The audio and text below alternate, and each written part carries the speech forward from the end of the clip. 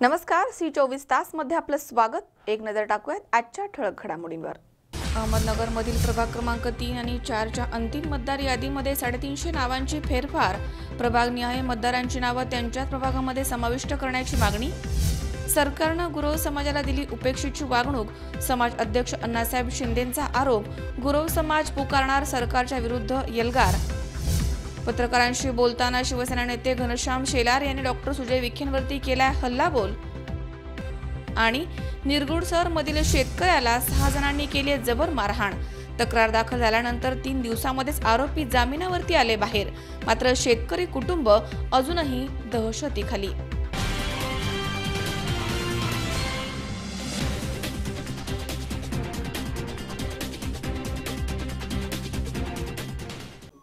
आयुर्वेदिक आणि नैसर्गिक जडीबुटी औषध आता मिळणार आपल्या श्रीरामपूर आणि राहुरी शहरात। डायबिटीज, मूळव्याध, मूतखडा, केस गळणं, केसातील कोंडा नष्ट करणं, दाढदुखी, वजन वाढवणं, वजन कमी करणं, गुडघे आणि कमरेचं दुखणं, पोट साफ न होणं या सर्व आजारांवरती हमखास रामबाण जडीबुटी आयुर्वेदिक उपचार। तसेच ऍसिडिटी, नायटा, गजकर्ण, तोंड येणं, स्त्रियांच्या अंगावरनं जाणं यावरही खात्रीशीर जडीबुटी औषधोपचार उपलब्ध। आता डायबिटीज मुक्त होण्यासाठी सुवर्ण संधी। एका महिन्यात 3 किलो वजन वाढवा याची 100% खात्री। जे जास्तीत जास्त औषध घेण्यासाठी 350 ते 400 रुपयाच्या आत खर्च येतो। कोणालाही गुण 10 पैकी 9 लोकांना पूर्णपणे येतो। कुठल्याही व्यक्तीला फसवत नाही। संपर्क घनश्याम किराणा स्टोअर, विठ्ठल काका वडनेरे, मोबाईल क्रमांक 97 63 48 0415। घरपोच सुविधेसाठी संपर्क 96 04 79 43 41। ठिकाण घनश्याम किराणा स्टोअर, दत्त मंदिरामागे, अशोकनगर, तालुका श्रीरामपूर, जिल्हा अहमदनगर। आयुर्वेदिक जडीबुटी म्हणजे खात्रीशीर रामबाण इलाज।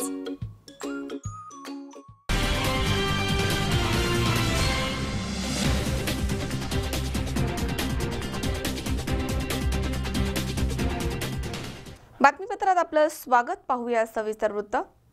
अहमदनगर शहरामधील प्रभाग क्रमांक 3 आणि 4च्या अंतिम मतदार यादीमध्ये 350 नावांची फेरफार होऊन मोठा घोळ झालाय।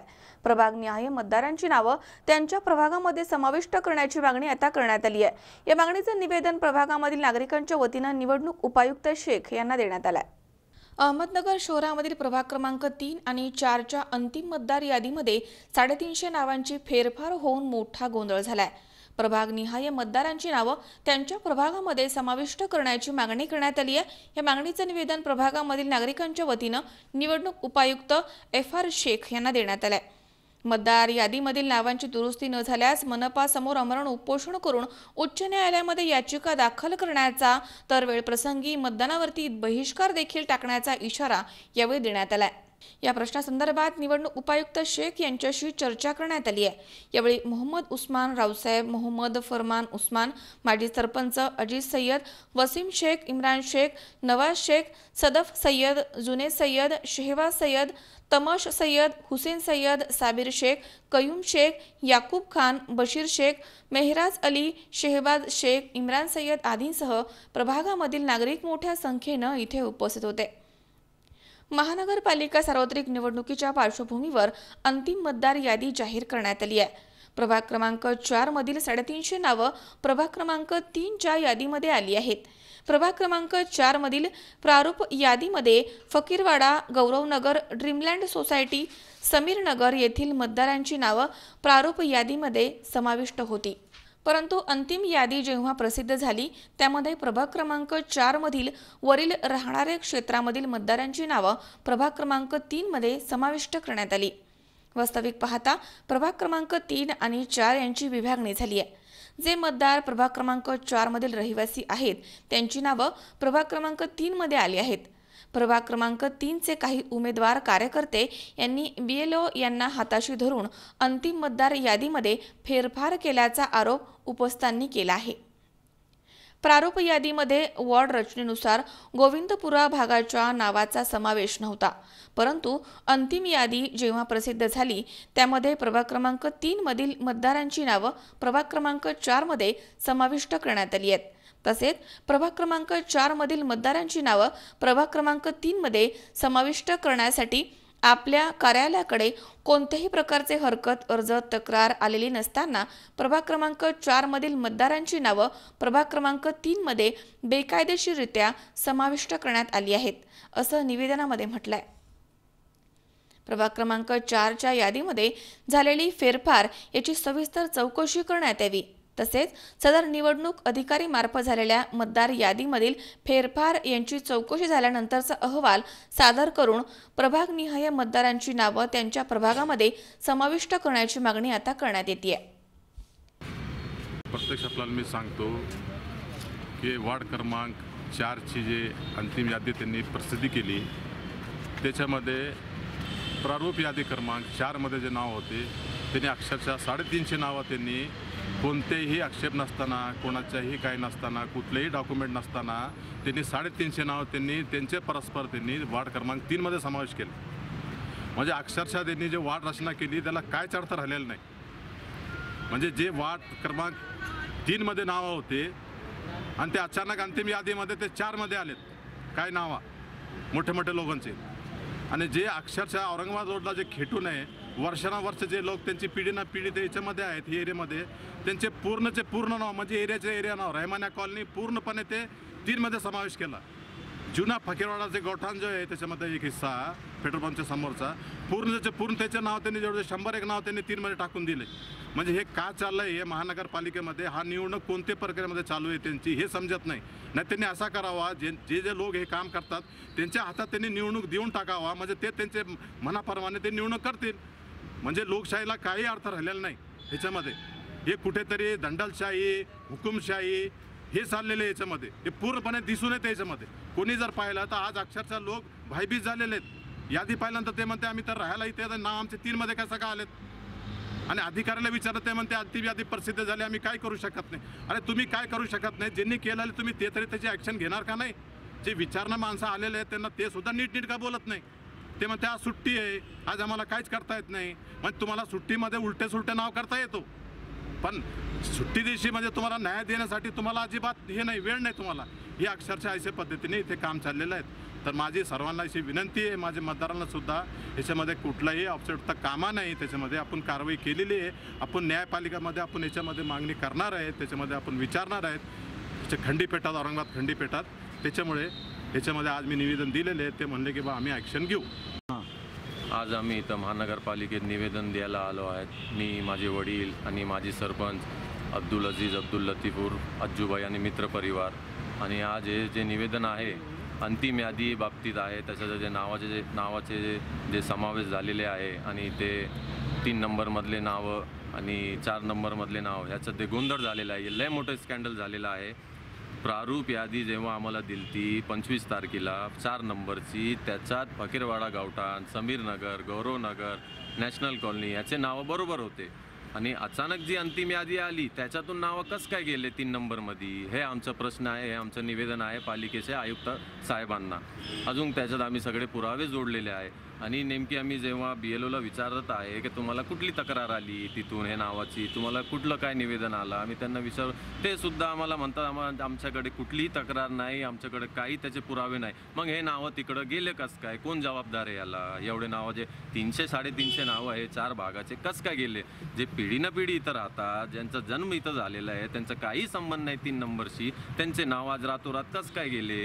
जसं माझे वडील म्हटले, सुट्टीच्या दिवशी यांना स्कॅन्डल करायला भरपूर वेळ आहे, सुट्टीच्या दिवशी यांना निवेदन घ्यायला वेळ नाही का? आमचा एक सर्वसामान्य माणसं आमचा एक प्रश्न आहे आज। आणि जर याच्यावर कारवाई जर झाली नाही तर आम्ही उपोषणाला बसणार, आम्ही औरंगाबाद हायकोर्टला याचिका दायर करणार आणि हे निवडणूकवर आम्ही बहिष्कार टाकणार। आणि दुसरं एक सिनॅरिओ त्याच्यात एक असं झालेलं आहे, आम्हाला जेव्हा 4 नंबरची प्रारूप यादी भेटली होती त्याच्यात जे नावं नव्हते, रातोरात त्याच्यात काहीतरी नावं आले। गोविंदपुरा भाग वॉर्ड रचनाचा जे नकाशा आहे आमच्याकडं, त्याच्यात गोविंदपुराचा जे भाग आहे आमच्या 4 नंबरला हायच नाही. ते अचानक कसं काय आला आज आमच्या 4 नंबरला अंतिम यादीला? तुम्ही आम्हाला आधीच द्यायला पाहिजे होतं. आम्हाला हरकतीचा टाईम होता 5 दिवसाचा, तुम्ही का नाही दिला आम्हाला ते त्या दिवशी? जेव्हा आम्ही तेच सांगतोय, हे जे कुणी केलं, जे कुणी जबाबदार आहे, कलेक्टर साहेब, आयुक्त साहेब जे आहे, त्यांनी याच्याकडे लक्ष द्यावे आणि एवढा मोठा जे स्कॅन्डल झालेलं आहे त्याची जबाबदार कोण आहे त्याच्यावर त्यांनी लक्ष देऊन कारवाई करावी अशी आमची नम्र विनंती आहे. आणि जर आत्ता सध्या जर कारवाई करता आली नाही, वेळ जर नसला, तर आमचं एक विनंती आहे व प्रभाग क्रमांक 3 आणि प्रभाग क्रमांक 4वर स्टे लावा, निवडणूकवर स्टे लावा. नंतर याचा काय निर्णय घेऊन तुम्हाला जर करायचं असेल तर तसं करा. पण आमची एक रिक्वेस्ट अशी आहे, कोणाच्या भविष्यासोबत असं खिलवाड होऊ द्यायचं नाही आपल्याला. त्यामुळे याच्यावर तुम्ही लक्ष देऊन जबाबदारी घेऊन याचा काहीतरी निर्णय काढा. शाहिद शेख, C24 तास, अहमदनगर. दीपावली पाडव्याच्या निमित्तानं राहुरी नगर पाथर्डी मतदारसंघाचे आमदार शिवाजीराव कर्डिले यांनी त्यांच्या निवासस्थानी दिवाळी फराळ या कार्यक्रमाचं आयोजन केलं होतं. यावेळी सर्व क्षेत्रामधील पदाधिकारी, अधिकारी, कार्यकर्ते हजारोंच्या संख्येनं इथे उपस्थित होते. दीपावली पाडव्याच्या निमित्तानं सर्वांनी एकत्र येऊन सुसंवाद साधावा, दिवाळीच्या शुभेच्छा द्याव्यात आणि फराळाचा आस्वाद घ्यावा. केवळ याच एकमेव उद्देशानं गेल्या 25 वर्षांपासून आम्ही दिवाळी फराळाचा उपक्रम राबवत आहोत, असे राहुरी नगर पाथर्डी मतदारसंघाचे आमदार शिवाजीराव कर्डिले यांनी सांगितले. आमदार कर्डिले यांनी दीपावली पाडव्याच्या दिवशी त्यांच्या निवासस्थानी बुरानगर इथे दिवाळी फराळाच्या कार्यक्रमाचं आयोजन केलं होतं. त्या प्रसंगी ते बोलत होते. आपला दुसरा कोणताही उद्देश नसून या क्षेत्रामध्ये काम करत असताना लाखो लोकांशी जिव्हाळ्याचे संबंध निर्माण झाले आहेत आणि ते जपण्यासाठी फराळाचा कार्यक्रम आयोजित करण्यात आला आहे, असं कर्डिले यावेळी म्हणालेत. दीपावली, भाऊबीज, पाडवा या तिन्ही सणाच्या निमित्ताने सर्व मतदाराला, जनतेला मनापासून शुभेच्छा व्यक्त करतो. आणि गेली 25 वर्षापासून मी हा फराळाचा पाडव्याच्या दिवशी खऱ्या अर्थाने उपक्रम करण्याचं काम करतो. याच्यामध्ये दुसरा तिसरा कुठल्याही प्रकारचा हेतू नाही, परंतु एकच हेतू साध्य होतो का लोकांचा त्या ठिकाणी भेटीगाठी होती, चर्चा होती, विनिमय होतो. याच्यासाठी मी खरं वास्तविक पाहता पाडव्याच्या दिवशी 25 वर्षापासून सातत्याने फराळाचं करत होतो. या पाडव्याच्या त्या ठिकाणी फराळासाठी जे आलेले कार्यकर्ते असतील किंवा राहुरी नगर पाथर्डी मतदारसंघातली जी जनता असेल त्यांना मनपूर्वक दिवाळीच्या मनापासून शुभेच्छा व्यक्त करतो आणि थांबतो.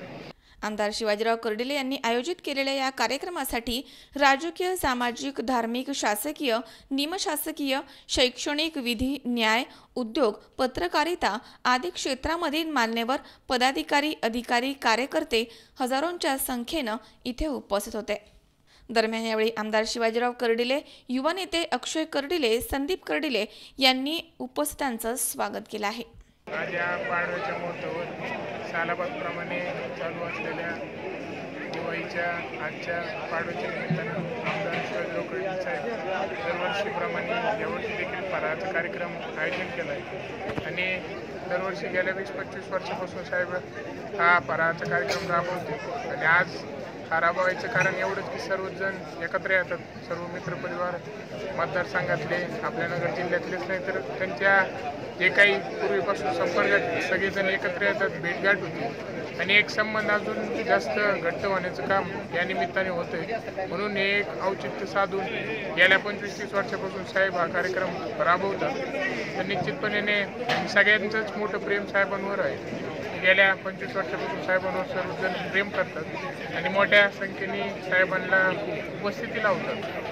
तर मी सगळ्यांचे पुन्हा एकदा मनपूर्वक आभार मानतो आणि आपल्याला सर्वांनाच या पाडव्याच्या निमित्तानं दिवाळीच्या आणि या उद्याच्या होणाऱ्या भाऊबीजेच्या परमेश्वरच्यांनी एवढी प्रार्थना की जे काही आपल्या ग्रामीण भागातले शेतकरी आहेत त्यांना सगळ्या अडचणींपासून दूर कर आणि जास्तीत जास्त पाऊस होऊ दे, म्हणजे जे काही सर्वसामान्य शेतकरी आहेत त्यांच्या अडचणी दूर होते. एवढीच या दिवाळीच्या निमित्तानं मी परमेश्वरांनी प्रार्थना करतो. आपल्याला सर्वांनाच भाऊबीजच्या, दिवाळीच्या आणि पाडव्याच्या निमित्तानं मनपूर्वक अशा शुभेच्छा येतो. मनोज साळवेसह सतीश फुलसौंदर, C24 तास, राहुरी. नुकतीच आश्रम शाळेचे जिल्हास्तरीय गुणवंत पुरस्कार सोहळा तळेगाव ढमढेरे येथील प्राथमिक शिक्षक भवन इथे पार पडलाय. या ठिकाणी एकूण 46 पुरस्कारांचे वितरण मान्यवरांच्या हस्ते करण्यात आलं. दुनियेच्या बाजारामध्ये स्वतःला सिद्ध करण्यासाठी मोठेपणा, अहंकार, स्टेटस हे रंगांचे थर बाजूला करून विद्यार्थी आणि इतरांच्या पुढे स्वतःला सादर करताना दरवेळी शिक्षक या घटकाची दमछाक होत असते आणि मग त्यामध्ये शिक्षकांची सतत मी शोधण्याची धडपड सुरू असते. प्रामाणिकपणे कायद्याच्या कसोटीमध्ये राहून पोटतिडकी न दाणादाण करणाऱ्या अशा शिक्षकांना कुठेतरी चांगल्या कामाची थाप हवी असते.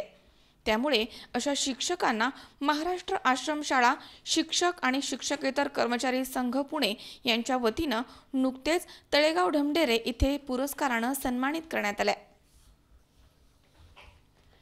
नुकतीच आश्रमशाळा जिल्हास्तरीय गुणवंत पुरस्कार सोहळा तळेगाव ढमढेरे येथील प्राथमिक शिक्षक भवन इथे पार पडलाय. पुणे जिल्ह्यामधील विमुक्त जात भटक्या जमाती आश्रमशाळेमधील मुख्याध्यापक, शिक्षक, शिक्षकेतर कर्मचारी आणि शिरूर तालुक्यामधील गुणवंत शिक्षकांसाठी महाराष्ट्र आश्रमशाळा शिक्षक शिक्षकेतर कर्मचारी संघानं जिल्हास्तरीय गुणवंत पुरस्कार सोहळ्याचं आयोजन केलं होतं. यामध्ये 7 मुख्याध्यापक, 20 शिक्षक, 18 शिक्षकेतर कर्मचारी आणि 2 विद्यार्थी असे विशेष एकूण 46 पुरस्कार माननीय शिक्षक आमदार श्री दत्तात्रय सावंत सर, समाज कल्याण अधिकारी श्री हरेश्वर डोंगरे, समाज कल्याण अधिकारी श्री विशाल लोंढे, राज्य संघटनेचे अध्यक्ष श्री बालाजी मुंडे, राज्याचे उपाध्यक्ष श्री तुकाराम शिरसाट यांच्या हस्ते प्रदान करण्यात आले. शहरी भागासह आता ग्रामीण भागामध्ये देखील इंग्रजी माध्यमांच्या शाळांचे पेव फुटले आहेत. त्यामुळे या विद्यार्थ्यांच्या बरोबरच भटक्या जमातीमधील विद्यार्थ्यांना दर्जेदार शिक्षण मिळावं या उद्देशानं मुलांना आकर्षित करण्यासाठी आश्रमशाळेमधील शिक्षकांनी मुलांमधील कलागुणांना वाव देत जास्तीच्या शिक्षणाची जोड देऊन कला, क्रीडा, सामाजिक, सांस्कृतिक अशा विविध संकल्पना आश्रमशाळेमध्ये राबवून आम्ही कुठेही कमी पडत नाही हे दाखवून दिलंय. त्याच कर्तृत्वाची थाप शिक्षक आमदार पुणे विभागाचे दत्तात्रय सावंत यांनी शिक्षकांना सन्मानित करून दिली आहे. यावेळी शिक्षक आमदार श्री दत्तात्रय सावंत, समाज कल्याण अधिकारी श्री हरेश्वर डोंगरे, समाज कल्याण अधिकारी श्री विशाल लोंढे, राज्य संघटनेचे अध्यक्ष श्री बालाजी मुंडे, राज्याचे उपाध्यक्ष श्री तुकाराम शिरसाट, सर्व शिक्षक, सर्व कार्यकारिणी सदस्य इथे उपस्थित होते. ग्रामीण भागामधील आश्रमशाळांमध्ये शिक्षणाचे धडे देत असताना पुरेशा सुविधा उपलब्ध नसताना देखील मुलांची गुणवत्ता वाढवण्यासाठी शिक्षकांच्या मध्ये चढाओढ सुरू आहे. अशा शिक्षकांचा गौरव करण्याचे महाराष्ट्र आश्रमशाळा शाळा शिक्षक आणि शिक्षकेतर कर्मचारी संघ पुणे यांनी एक संकल्पना राबवली आहे. त्यानुसार शिरूर तालुक्यामधील महिला आणि पुरुष शिक्षकांना गुणवंत शिक्षक पुरस्कारानं सन्मानित करण्यात आले. यावेळी शाळेमध्ये येणाऱ्या अडचणींचे पाढे वाचून दाखवण्यात आलेत. तसेच येणाऱ्या अडचणींवरती मात करून दर्जेदार शिक्षणाचा आलेख कशा पद्धतीनं उंचवला आहे यावरती आमदारांशी चर्चा करून योग्य ते सहकार्य करण्याचं आवाहन करण्यात आलंय. यावेळी कार्यक्रमाचं सूत्रसंचालन श्री संतोष देशमुख तसेच उपाध्यक्ष श्री विजय लगड सर यांनी केलंय. पुरस्कारार्थींच्या वतीनं मुख्याध्यापक श्री संजय जाधव श्री देशमुख सर यांनी मनोगत व्यक्त केलं. तसेच आभार सचिव विजय लोखंडे यांनी मानलेत. महाराष्ट्र आश्रमशाळा शिक्षक शिक्षकेतर संघाचा उपाध्यक्ष या नात्याने मी सांगू इच्छितो की खऱ्या अर्थानं आश्रमशाळेतील वसतिगृह कर्मचाऱ्यांचा सन्मान सोहळा व्हावा, त्यांच्या आनंदात सहभागी सगळ्यांना होता यावं म्हणून खऱ्या अर्थानं आज शैक्षणिक चळवळीच्या अंतर्गत आश्रमशाळेमध्ये सुद्धा गुणवत्ता वाढ चांगली झालेली आहे आणि म्हणून खऱ्या अर्थानं जिल्हास्तरीय गुणवंत पुरस्कार सोहळ्याचं आयोजन या ठिकाणी करण्यात आलेलं आहे. आणि म्हणून जिल्ह्यातल्या अनेक ठिकाणावरून शिक्षक, मुख्याध्यापक, शिक्षकेतर कर्मचारी अगदी अधीक्षकापासून कामाठ्यांपर्यंत सगळ्यांचा सन्मान सोहळा या कार्यक्रमाच्या निमित्ताने होतोय आणि त्यांचे संघटनेच्या माध्यमातून अनेक प्रश्न जे आहेत ते प्रश्न संघटनेच्या माध्यमातून मांडण्याचा आमचा हा मानस आहे. महाराष्ट्र राज्य आश्रमशाळा संघटनेचा सचिव या नात्यानं या ठिकाणी आज महाराष्ट्रातील पुणे जिल्ह्यातील सर्व आश्रमशाळेतील शिक्षक शिक्षकेतर कर्मचाऱ्यांचा पुरस्कार सन्मान सोहळा शिक्षक आमदार माननीय दत्ता सावंत आणि इतर संघटनेचे जे महाराष्ट्र राज्याचे अधिकारी पदाधिकारी यांच्या उपस्थितीत या ठिकाणी होत आहे की या कर्मचाऱ्यांनी महाराष्ट्र राज्यामध्ये शिक्षण शाळा चालवत असताना अतिशय कष्टाचं आणि कष्टातून या ठिकाणी त्यांनी कार्य केलेलं आहे, त्या कार्याचा कुठेतरी गुणगौरव व्हावा, त्यांचा सन्मान व्हावा या उद्देशानं या कार्यक्रमाचं या ठिकाणी प्रचंड प्रमाणात उत्साहाच्या आनंदाच्या वातावरणात आयोजन केलेलं आहे. धन्यवाद. सुनील पिंगळे, C24 तास, शिक्रापूर.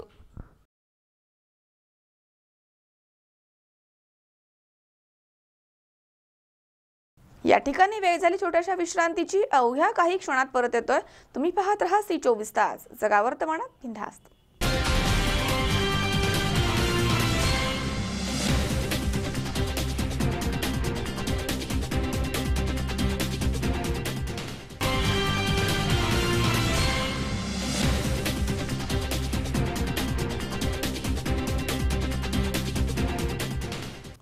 विश्रांतीनंतर बातमीपत्रात पुन्हा एकदा आपलं स्वागत. सरकारनं गुरव समाजाला उपेक्षेची वागणूक दिली आहे. हा समाज उन्नती आणि विकास क्षेत्रामध्ये मागे पडलाय. त्यामुळे हा समाज एकत्रितपणे सरकारच्या विरुद्ध एल्गार पुकारणार आहे. दरम्यान येत्या 10 तारखेला राज्यामधील तमाम गुरव समाज राज्यस्तरीय वधूवर मेळावा आणि देवस्थान हक्क परिषदेचं आयोजन करण्यात येणार आहे, असं प्रदेश उपकार्यकारी अध्यक्ष प्रवीण राजगुरू यांनी सांगितलंय. संपूर्ण राज्याच्या मंदिर क्षेत्राच्या धार्मिक, आध्यात्मिक आणि सांस्कृतिक सामाजिक संस्कृतीचं पारंपरिक जतन करणाऱ्या अखिल गुरव समाज आता राजकीय धनदांगड्या भांडवलदारशाहीच्या अतिक्रमणामध्ये जाणीवपूर्वक दाबला जातोय. यामुळे हा समाज उन्नती आणि विकास क्षेत्रामध्ये मागे पडलाय असं चित्र स्पष्ट होत आहे. स्वाभिमानानं आणि कर्तृत्वानं जगणाऱ्या या समाजाला या सरकारनं उपेक्षेची वागणूक दिली आहे असा आरोप करत अखिल गुरव समाज राष्ट्रीय अध्यक्ष अण्णा शिंदे यांनी सरकारनं आम्हाला आरक्षण नव्हे तर संरक्षण द्यावं असं सांगितलंय. याकरता येणाऱ्या 10 तारखेला राज्यामधील तमाम गुरव समाज राज्यस्तरीय वधूवर मेळावा आणि देवस्थान हक्क परिषदेला हजारोंच्या संख्येनं उपस्थित राहणार आहे अशी माहिती प्रदेश उपकार्यकारिणी अध्यक्ष प्रवीण राजगुरू यांनी दिली आहे. राज्यामध्ये दूरवर पसरलेला हा समाज मंदिराच्या तुटपुंजा मिळकतीवरती आपला परिवार जगवतोय, तर ग्रामीण मंदिरामधील गुरव हा आजही पीठ मागून जगतोय. त्यामधनंच मंदिर आणि परिसराची निगा, येथील पावित्र्य शेकडो वर्षांपासून राखण्याचं काम देखील हाच समाज करतोय.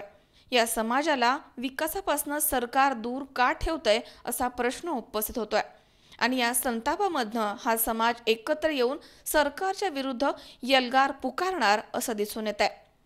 अशा या समाजाला योग्य न्याय देण्यास सरकार समर्थ ठरेल का हे पुढे येणाऱ्या आंदोलनामधनं कळणार आहे. आणि गुरव समाज हक्क देवस्थान हक्क परिषद व राज्यस्तरीय वधूवर मेळावा ह्याच्या माध्यमातून आपल्या गुरव समाजाचं जे आज कार्य चालू आहे ते महाराष्ट्रभर विखुरलेलं आहे.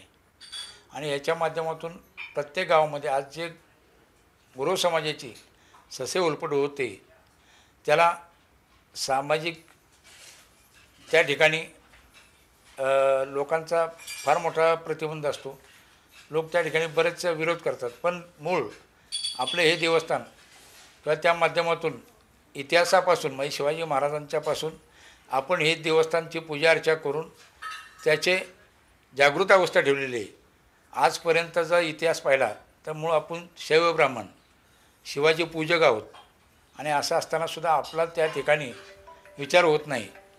आपल्या समाजाला वंचित ठेवलेलं आहे, तरी त्यांना योग्य न्याय मिळावा, योग्य त्या ठिकाणी त्यांना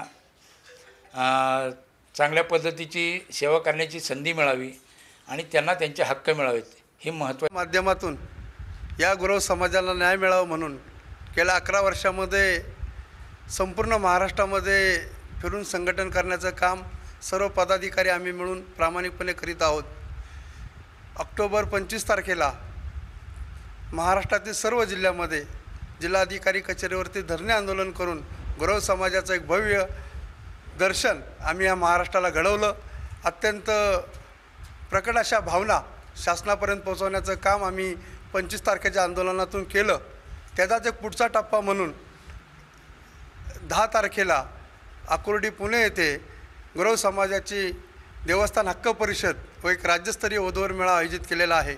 या निमित्तानं आम्ही शासनाला आमच्या समस्यांविषयी अवगत करण्याचा प्रयत्न करणार आहोत. इक्वॅलिटी बिफोर द लॉ हे प्रिन्सिपल भारतीय राज्यघटनेमध्ये आहे. आणि त्याच्यानुसार सरकार जर चालत असेल तर सर्वांची वतनं खालसा केली, मग पाटलांनी असं गावात काय काम केलं होतं म्हणून त्याचं वतन खालसा झालं, कुलकर्णींनी असं काय काम केलं म्हणून त्याचं वतन खालचं झालं. आणि माझा एक सरकारला प्रश्न आहे की गुरुवांनी असं काय काम गावात केलं नव्हतं म्हणून त्याचं वतन खालसा करण्याचं ठेवलं. शासन दुटप्पी भूमिकेने वागत आहे आणि शासनाच्या दुटप्पी भूमिकेमुळे समाजामध्ये जातीयवाद पसरण्याचा खूप मोठा धोका आहे. आज जे शासनाने मंदिरांचं राजकीय चॅरिटी कमिशनरच्या माध्यमातून खूप मोठा भ्रष्टाचार झाल्याचं आढळून येतं. ज्यांचा या मंदिराशी कधीही संबंध नाही अशा लोकांना त्याच्यावर ट्रस्टी म्हणून निवडलं जातं आहे. त्यांच्या माध्यमातून मोठ्या प्रमाणात भ्रष्टाचार या ठिकाणी आढळून येतो. आमची मागणी आहे की गुरव समाजाला 50% प्रतिनिधित्व ट्रस्टमध्ये मिळालं पाहिजेत. त्याचबरोबर 50% पदाधिकारी हे सुद्धा गुरव समाजाचे असले पाहिजेत. यापुढे गुरव समाजावर शासनाने अन्याय केल्यास त्या प्रकारचं उत्तर लोकशाही पद्धतीने आम्ही सरकारला देऊ.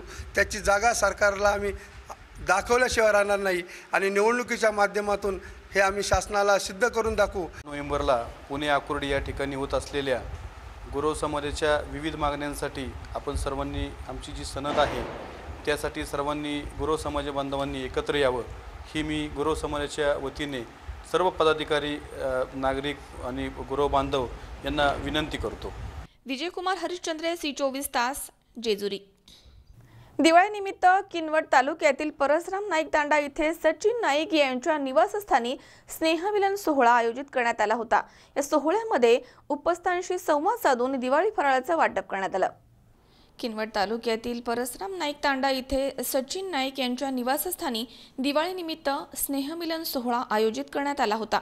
या सोहळ्यामध्ये उपस्थांशी संवाद साधून दिवाळीच्या शुभेच्छा देण्यात आल्यात आणि फराळाचं वाटप करण्यात आलं. यावेळी आलेल्या मान्यवरांचे, कार्यकर्त्यांचे, मित्रमंडळींचे शाल आणि श्रीफळ देऊन सत्कार करण्यात आला. यावेळी बालाजी मुरकुटे, सुदर्शन नाईक, सुमित राठोड, बंडू नाईक, यादवजी जाधव, सुधाकर भोयर, रामरेड्डी आईटवार, प्रशांत गोरठे, अरविंद पवार, नितीन नाईक, महावीर आडे, किशन भोयर, प्रदीप वाकोडीकर, दुर्गादास राठोड यासह किनवट आणि माहूर तालुक्यामध्ये मान्यवर, कार्यकर्ते, मित्रमंडळी उपस्थित होते.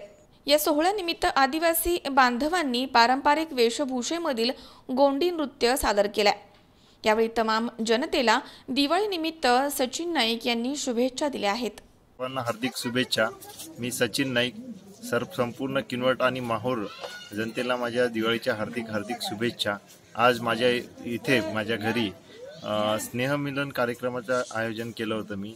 तरी किनवट माहूरच्या जनतेने भरभराटून मला एक शुभेच्छा देण्यासाठी माझ्या घरी उपस्थिती दर्शवली. त्याबद्दल मी सर्वांचं मनपूर्वक अभिनंदन करतो, धन्यवाद देतो. आणि या दुष्काळात किनवट आणि माहूर तालुक्या सामील व्हावं, शेतकरी बांधवांना न्याय मिळावं यासाठी सुद्धा माझं प्रयत्न आहे.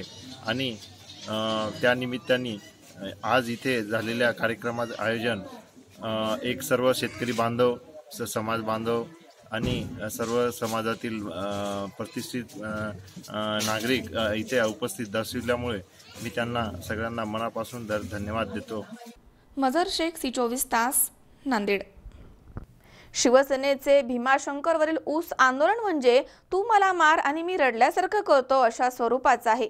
भीमाशंकरचे चेअरमन आमदार दिलीप वळसे पाटील आणि शिवसेनेचे खासदार शिवाजी आढळराव पाटील यांनी शेतकऱ्यांची फसवणूक केली आहे असा आरोप करत पंचायत समिती सदस्य राजाराम बानखेले यांनी दोघांवरती चांगलंच तोंडसूक घेतलंय. नमस्कार. सर्वप्रथम दिवाळीच्या सर्व नागरिकांना, सर्वांना मनपूर्वक शुभेच्छा देतो आणि विशेषतः सर्व ऊस उत्पादक शेतकऱ्यांना देखील मी मनपूर्वक शुभेच्छा देतो.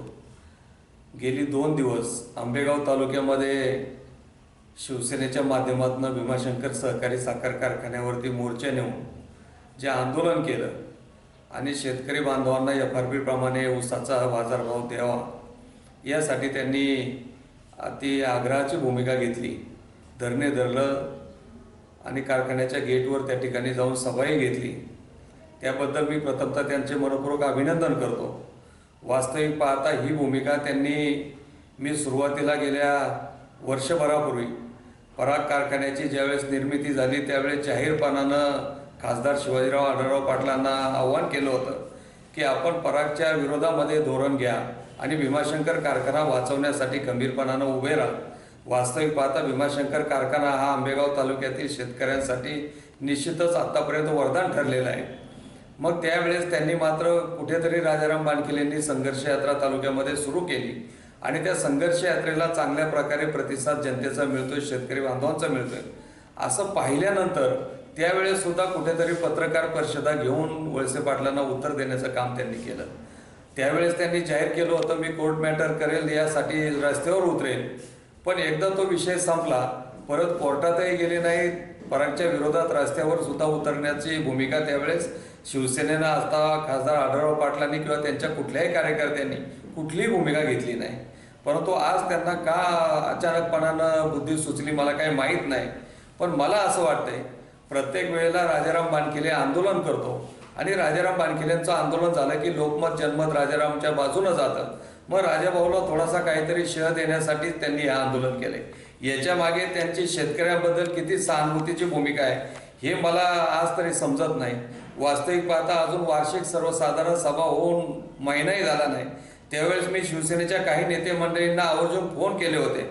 बोललो होतो की आपण सर्व एकत्रित मिळून वार्षिक सभेला जाऊ आणि वार्षिक सभेमध्ये भीमाशंकर कारखान्याचे चेअरमन या तालुक्याचे आमदार दिलीप वळसे पाटील यांना काही प्रश्न विचारू, जाब विचारू की आज ज्या पद्धतीनं एकाधिकारशाहीनं भीमाशंकर कारखान्याची वाटचाल चालू आहे. मागील वर्षापूर्वीचा आपण भीमाशंकर कारखान्याचा नफा पाहिला, तो नफा जवळजवळ 12-12.5 कोटीच्या आसपास होता आणि त्यानंतरचा मागच्या वर्षीचा नफा पाहिला तर तो 2-2.5 कोटीवरती आलेला आहे.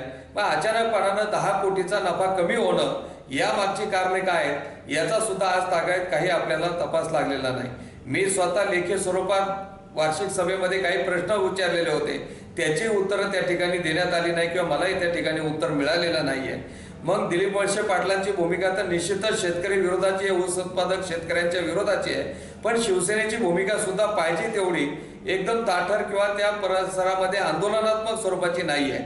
कुठेतरी काहीतरी शेतकऱ्यांना आम्ही करतोय. आता निवडणुका जवळ आलेल्या आहेत, मग निवडणुकीला उद्या शेतकऱ्यांना काहीतरी सांगायला आपल्याला मुद्दे पाहिजेत. या उद्देशानं त्यांनी हे आंदोलन घेतलं असावं अशी माझी त्यामागची कल्पना आहे. आणि जर खरंच त्यांना शेतकऱ्यांच्या संदर्भात, ऊस उत्पादक शेतकऱ्यांच्या संदर्भात तळमळ असेल, काहीतरी व्हावं असं वाटत असेल तर त्यांनी आजही रस्त्यावरती उतरावं. मी जाहीरपणानं आव्हान करतो. केवळ भीमाशंकर कारखानाच नाही तर खासदार आढळराव पाटलांच्या मतदारसंघामध्ये जेवढे सहकारी साखर कारखाने आहेत, मग इकडे या बाजूला जुन्नर तालुक्यात विघ्नर सहकारी साखर कारखाना आहे, शिरूर तालुक्यात घोडगंगा आहे, मावळ तालुक्यामध्ये त्या ठिकाणी संत तुकाराम आहे, अनेक वेगवेगळे कारखाने त्या ठिकाणी उभे आहेत. मग अशा वेळेला खासदार आढळराव पाटील मात्र त्या कारखान्यांच्या विरोधात शब्दही काढत नाहीत. केवळ भीमाशंकरला त्या ठिकाणी टार्गेट करतात. हरकत नाही, भीमाशंकरचं सुद्धा वळसे पाटलांची भूमिका ही दुट्टपीपणाची सातत्यानं राहिलेली आहे, ऊस उत्पादक शेतकऱ्यांच्या विरोधातली आहे. म्हणून कारखान्याच्या विरोधात त्यांनी उचललेलं पाऊल आजचं योग्य आहे.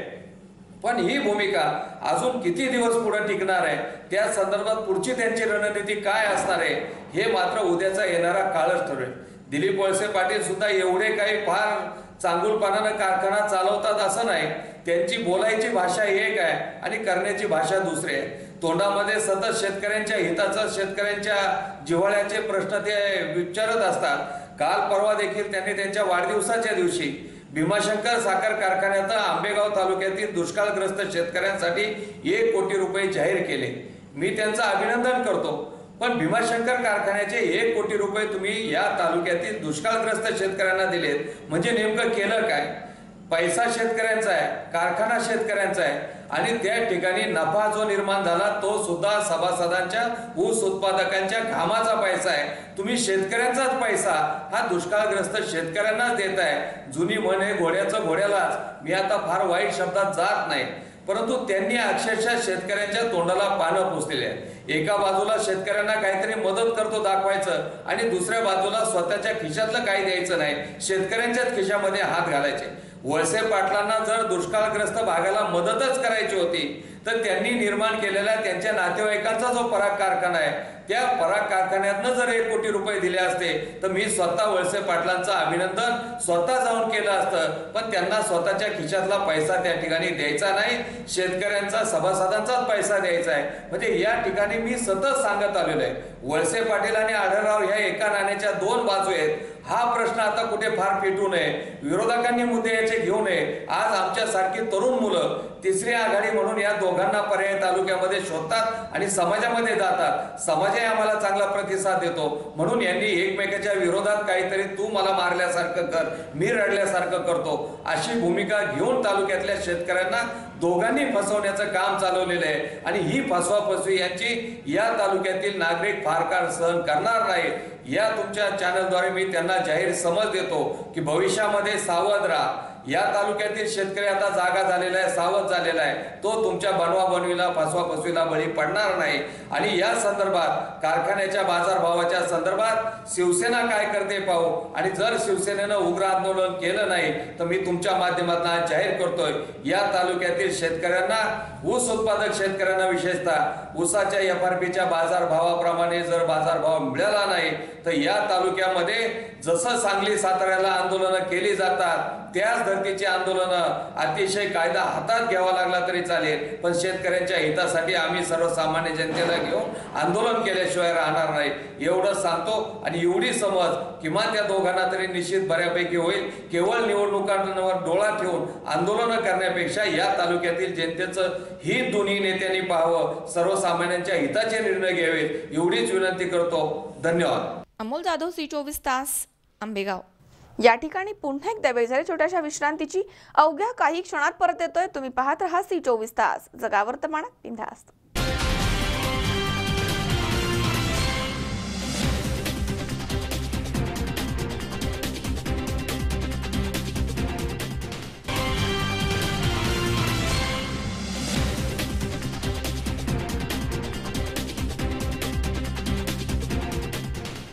विश्रांतीनंतर बातमीपत्रात पुन्हा एकदा आपलं स्वागत.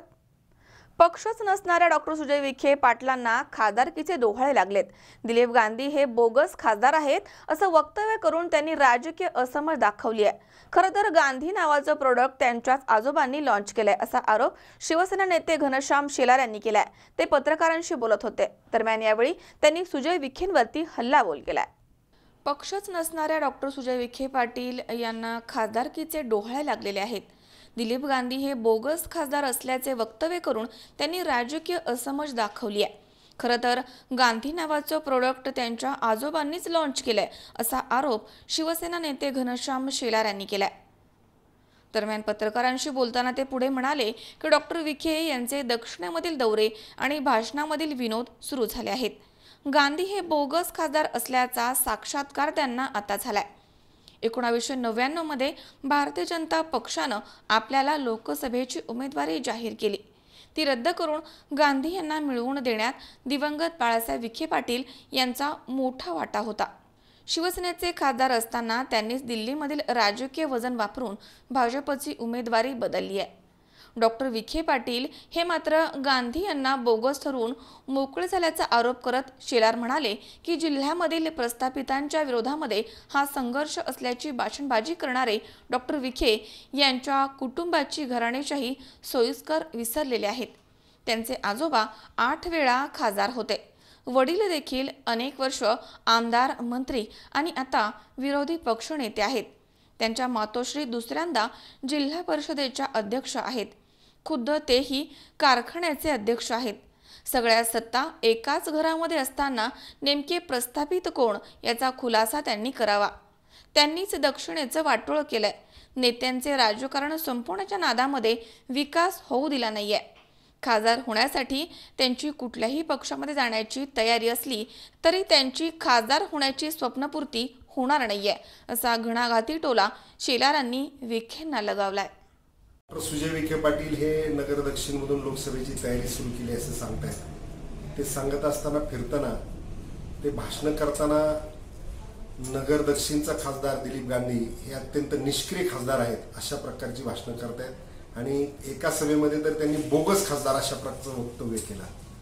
विखे पाटलांनी हे वक्तव्य करत असताना दिलीप गांधी खासदार कसे झाले याचा अभ्यास करण्याची आवश्यकता आहे.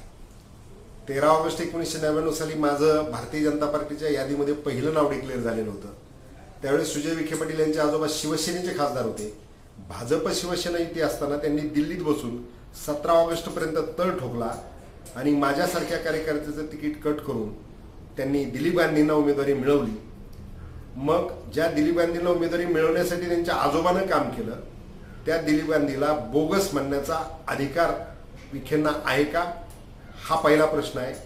त्याचबरोबर मागच्या निवडणुकीमध्ये, मागची जी लोकसभेची निवडणूक झाली त्या लोकसभेच्या निवडणुकीमध्ये विखे पाटील हे काँग्रेसमध्ये होते. काँग्रेस राष्ट्रवादी काँग्रेसचा उमेदवार दक्षिणेत उभा असताना त्याच्या पराभवासाठी एक अपक्ष उमेदवार उभा करून त्याला पूर्ण रसद पुरवण्याचं काम विखे पाटील कुटुंबियांनी केलं. मग हा बोगस असणारा खासदार जर तुम्हाला आज बोगस वाटतो तर या खासदाराला मदत करण्याचं किंवा हे प्रोडक्शन लॉन्च करण्याचं काम हे विखे घराण्यानेच केलेलं आहे. आणि म्हणून विखे घराण्याने त्यांना बोगस म्हणण्याच्या अगोदर जनतेची माफी मागितली पाहिजे की एवढा चुकीचा खासदार देऊन या मतदारसंघाचं एवढं मोठं नुकसान केलं. त्याच्याबद्दल जनतेची माफी ही डॉक्टर सुजय विखे पाटलांनी त्यांच्या घराण्याच्या वतीनं मागण्याची आवश्यकता आहे असं माझं स्पष्टपणानं मत आहे. त्यांचा पक्ष अजून निश्चित नाही. ते सायकल या चिन्हाची चर्चा करतायत. पण सायकल चिन्हावरती या मतदारसंघातल्या लोकांनी एकदा त्यांना धडा शिकवलेला आहे. त्याची पुनरावृत्ती निश्चितपणाने या निवडणुकीत होईल. आणि ते खासदारकीचं जे स्वप्न पाहत आहेत ते कदापिही साकार होणार नाही हे त्यांनी ध्यानात घेण्याची आवश्यकता आहे. कारण ते ज्या पद्धतीनं बोलतायत, ज्या पद्धतीनं वागतायत, या दक्षिण लोकसभा मतदारसंघातला मतदार हा अत्यंत सुज्ञ मतदार आहे आणि तो आगामी निवडणुकीमध्ये त्यांना धडा शिकवल्याशिवाय राहणार नाही याची खात्री माझ्यासारख्या कार्यकर्त्यांना निश्चितपणे आहे. सुहास कुलकर्णी, C24 तास, श्रीगोंदा. या ठिकाणी पुन्हा एकदा वेळ झाली छोट्याशा विश्रांतीची. अवघ्या काही क्षणात परत येतोय. तुम्ही पाहत राहा C24 तास, जगा वर्तमानात बिनधास्त.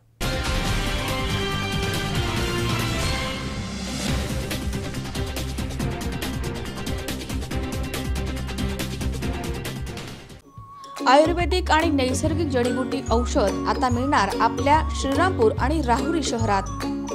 डायबिटीज, मूळव्याध, मूतखडा, केस गळणं, केसातील कोंडा नष्ट करणं, दाढदुखी, वजन वाढवणं, वजन कमी करणं, गुडघे आणि कमरेचं दुखणं, पोट साफ न होणं या सर्व आजारांवरती हमखास रामबाण जडीबुटी आयुर्वेदिक उपचार. तसेच ऍसिडिटी, नायटा, गजकर्ण, तोंड येणं, स्त्रियांच्या अंगावरनं जाणं यावरही खात्रीशीर जडीबुटी औषधोपचार उपलब्ध. आता डायबिटीज मुक्त होण्यासाठी सुवर्ण संधी. एका महिन्यात 3 किलो वजन वाढवा याची 100% खात्री. जे जास्तीत जास्त औषध घेण्यासाठी 350 ते 400 रुपयाच्या आत खर्च येतो. कोणालाही गुण 10 पैकी 9 लोकांना पूर्णपणे येतो. कुठल्याही व्यक्तीला फसवत नाही. संपर्क घनश्याम किराणा स्टोअर, विठ्ठल काका वडनेरे. मोबाईल क्रमांक 97 63 48 0415. घरपोच सुविधेसाठी संपर्क 96 04 79 43 41. ठिकाण घनश्याम किराणा स्टोअर, दत्त मंदिरामागे, अशोकनगर, तालुका श्रीरामपूर, जिल्हा अहमदनगर. आयुर्वेदिक जडीबुटी म्हणजे खात्रीशीर रामबाण इलाज.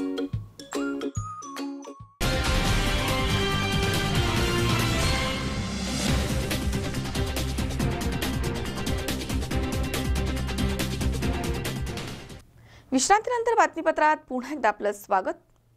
आंबेगाव येथील निरगुडसर येथील शेतकरी शशिकांत वळसे यांच्या ऊस पिकावरनं वीज वितरण मंडळाच्या तिरकस तारा गेल्या आहेत. त्यामुळे त्यांच्या पिकाला धोका आहे. या तारा दुसरीकडे हलवण्याच्या कारणावरून 6 जणांनी शशिकांत वळसे यांना मारहाण करून गंभीर जखमी केलं. यामध्ये वळसे यांचा एक पाय 50% निकामी झालाय. दरम्यान हे कृत्य करणारे आरोपी 3 दिवसांमध्ये जामिनावरती सुटून आता मोकाट फिरतायत.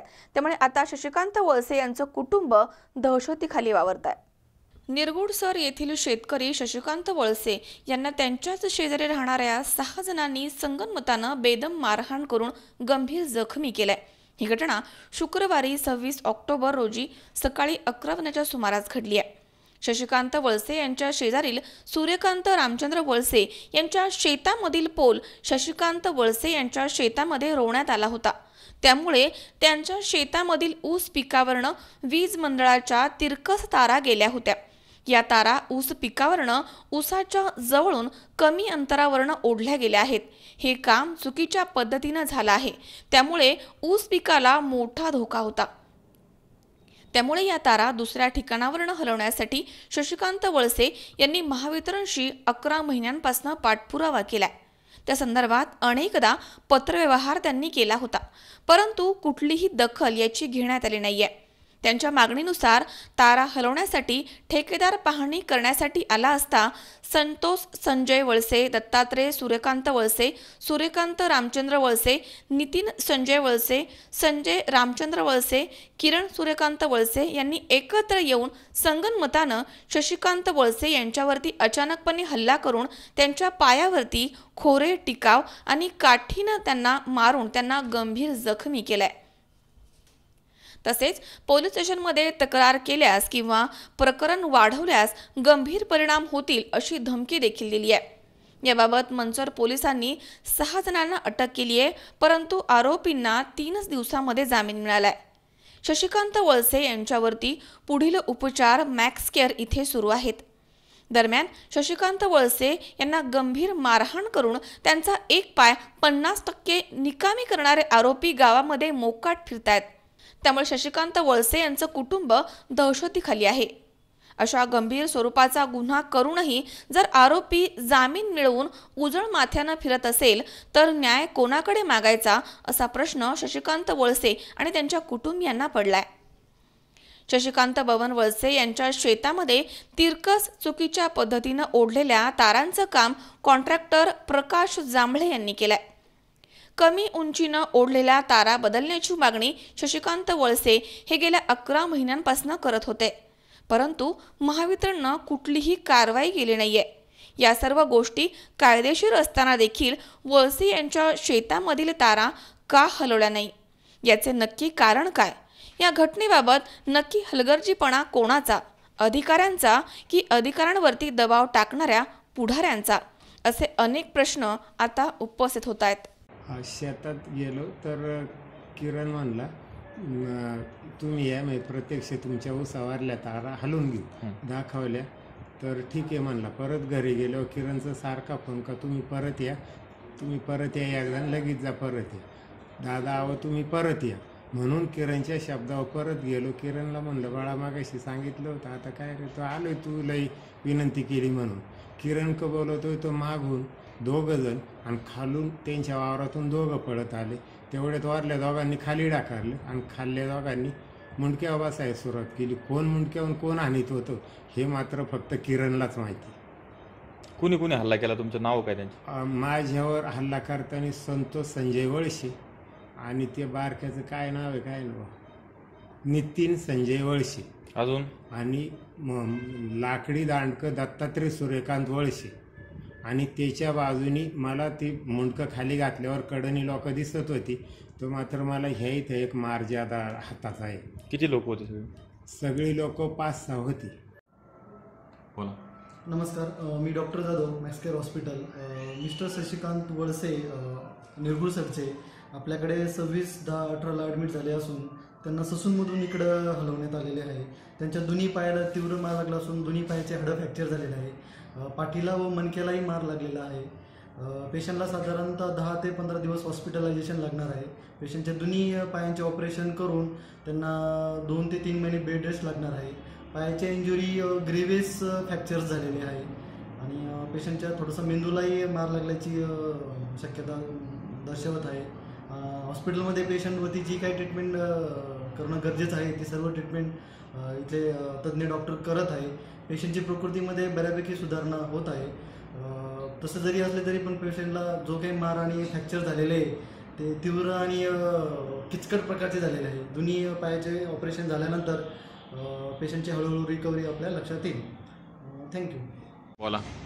मी शशिकांत बबन वळसे यांचा मुलगा अमोल. माझ्या वडिलांना झालेल्या मारहाणीमध्ये माझ्या वडिलांचा एक पाय पूर्ण निकामी व एक 50% निकामी झालेला आहे. तरी पण आरोपींना 2 दिवसात जामीन मिळाला आहे. कायदा सुव्यवस्थेवर माझा विश्वास उडालेला आहे. SP-ना माझी एकच विनंती आहे की त्यांनी मला न्याय मिळवून द्यावा. धन्यवाद. अमोल जाधव, C24 तास, आंबेगाव. 11 नोव्हेंबर रोजी माहूर इथे महसूल राज्यमंत्री संजय राठोड यांनी आई रेणुका मातेचे दर्शन घेऊन महाआरती केली आहे. त्यानंतर युवा नेते सुमित राठोड यांच्या निवासस्थानी आयोजित सभेस उपस्थित राहून 3 डिसेंबर रोजी पोहरादेवी इथे होणाऱ्या संत सेवालाल सागर आणि नंगारा कृतीच्या इमारतीच्या भूमिपूजन कार्यक्रमास समाज बांधवांनी उपस्थित राहावं असं आवाहन संजय राठोड यांनी केलंय. नांदेड जिल्ह्याच्या तालुका माहूर इथे 11 नोव्हेंबर रोजी महसूल राज्यमंत्री संजय राठोड यांनी 3.5 शक्तिपीठांपैकी एक मूळ शक्तिपीठ असलेल्या आई रेणुका देवीचे दर्शन घेऊन महाआरती केली आहे. त्यानंतर युवा नेते सुमित राठोड यांच्या निवासस्थानी आयोजित समाज बांधवांच्या सभेस उपस्थित राहून 3 डिसेंबर रोजी पोहरादेवी इथे होणाऱ्या संत सेवालाल सागर आणि नंगारा कृतीच्या इमारतीचं भूमिपूजन कार्यक्रमाच्या निमित्तानं समाज बांधवांनी उपस्थित राहावं आणि कार्यक्रमाची शोभा वाढवावी, तसेच समाजाच्या कथा आणि व्यथा मांडण्यासाठी पोहरादेवी इथे लाखोंच्या संख्येनं उपस्थित राहावं असं आवाहन राज्य महसूल मंत्री संजय राठोड यांनी केलंय. त्यानंतर ते पुढे म्हणालेत की पोहरादेवी येथील विकास आराखडा मंजूर करून 125 कोटींचा निधी उपलब्ध करून दिला आहे. त्यापैकी 25 कोटी रुपयांच्या कामाचं टेंडर निघालं आहे. त्यामुळे पोहरादेवी जिल्हा वाशिम इथे 3 डिसेंबर रोजी संत रामराव बापू महाराज यांच्या उपस्थितीमध्ये मुख्यमंत्री देवेंद्र फडणवीस आणि शिवसेना पक्ष प्रमुख उद्धव ठाकरे यांच्यासह मान्यवरांच्या उपस्थितीमध्ये संत सेवालाल महाराज सागर आणि नंगारा इमारतीच्या भूमिपूजन सोहळा आयोजित करण्यात आला आहे. त्या कार्यक्रमात समाज बांधवांनी लाखोंच्या संख्येनं उपस्थित राहून कार्यक्रमाची शोभा वाढवावी, तसेच समाजाच्या असलेल्या अनेक अडीअडचणी मुख्यमंत्री यांच्यासमोर मांडण्यासाठी समाज बांधवांनी लाखोंच्या संख्येनं इथे उपस्थित राहावं असं आवाहन माजी मंत्री संजय राठोड यांनी केलं आहे. सुमित राठोड यांनी आयोजित केलेल्या या कार्यक्रमास ऑल बंजारा समाजाचे अध्यक्ष राजूसिंग नाईक, तहसीलदार सिद्धेश्वर वरणगावकर, महंत जितेंद्र महाराज, विठ्ठल नाईक, माधव नाईक, नरसिंह राठोड, दिलीप पवार, जोगराम राठोड, ज्योतिबा खराटे, सुमित राठोड, सचिन नाईक, किशन राठोड, यादव जाधव, प्रकाश राठोड, बंडू नाईक, सुदर्शन नाईक, हिरा चव्हाण, अर्जुन जाधव, राजू राठोड, अजय चव्हाण, गेमानंद महाराज, चैनसिंग महाराज, मीराबाई महाराजणी, केतन चव्हाण यांच्यासह हजारो समाज बांधव उपस्थित होते. माहूर तालुका माहिती तांडे माहिती आयोवा सब वडीलधारी तरुण मित्र आता उपस्थित मारा याडी भेन बंधू आणि भगिनी मतदान सभेनं विनंती आणि आव्हान करेन आता ऐकू की 3 डिसेंबर पोरागडे सेवालाल बापूर नंगारार भूमिपूजन राज्याचे मुख्यमंत्री देवेंद्र फडणवीस आणि उद्धव ठाकरे साहेब येणार हातेतीचं म्हणजे हो उपस्थित रेवाळाचं भूमिपूजन ही रामराव बापू करेवाळाचं आणि वो भूमिपूजन खऱ्या अर्थी बंजारा समाजेर शक्ती आणि संघटन ही वनरमुंड्यांक वतायरच आणि समाजेर अनेक प्रश्न समस्या वनरमुंड्यांक मांडेरच अशे पद्धतीर ठराव ऑल इंडिया बंजारा सेवा संघेर अध्यक्ष राजू नाईक साहेब उपस्थिति मुंबई में एक बैठक हुई और वो बैठक में हम निर्णय लीधे की अशे पद्धतीर कार्यक्रम हमने करेर खरे अर्थे ती सेवालाल महाराजेर नंगारा काहीच येर बद्दल अनेक लोकेन हाणू वाटवतं की नंगारा काही बा नंगारार भूमिपूजन खूप तो नंगारा ही एक मोठो नंगारा जे आकार जवळपास 300 फूट वर स्लॅबचं दीक्षाभूमी खऱ्या अर्थी ती इमारत देखील नागपूर और पेक्षाही मोठो आकारेर एक सिमेंटेड बिल्डिंग भारतीय नंगारा दिसा आहे पण माहिती 3 मजला ओमाई वेगवेगळे आपण समाजेर संस्कृती आणि समाजेर परंपरा समाजेबद्दल भूतकाळेन भविष्य काळेन किंवा वर्तमान काळेन जे जे लोक आपल्याबद्दल भविष्यवाणी करमिले तो वर संदर्भ में एक प्रदर्शन आणि प्रेझेंटेशन करेल प्रयत्न आपण आणि इतर बी सुविधा खऱ्या अर्थी सरकारी समिती आपण वाद करवेचा जवळपास वन विभाग आणि महसूल विभागेर 10 एकर जागा होतं वो जागा भी प्रकल्प विभागात 100 एकरे आपण झाड लगान बगीचा तयार करत आणि मझहर शेख C24 तास नांदेड. पुन्हा एकदा पाहूयात काही ठळक घडामोडी. अहमदनगरमधील प्रभाग क्रमांक 3 आणि 4च्या अंतिम मतदार यादीमध्ये 350 नावांची फेरफार. प्रभागनिहाय मतदारांची नावं त्यांच्याच प्रभागामध्ये समाविष्ट करण्याची मागणी. सरकारनं गुरव समाजाला दिली उपेक्षेची वागणूक. समाज अध्यक्ष अण्णासाहेब शिंदेंचा आरोप. गुरव समाज पुकारणार सरकारच्या विरुद्ध एल्गार. पत्रकारांशी बोलताना शिवसेना नेते घनश्याम शेलार यांनी डॉक्टर सुजय विखेंवरती केलाय हल्लाबोल.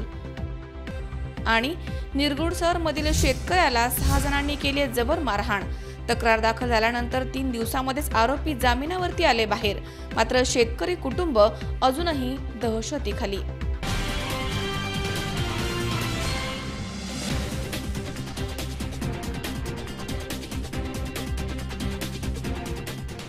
याचबरोबर बातमीपत्रात आज वेळ झाली इथेच थांबण्याची. ताज्या अपडेटसाठी बघत रहा C24 तास. जगा वर्तमानात बिनधास्त.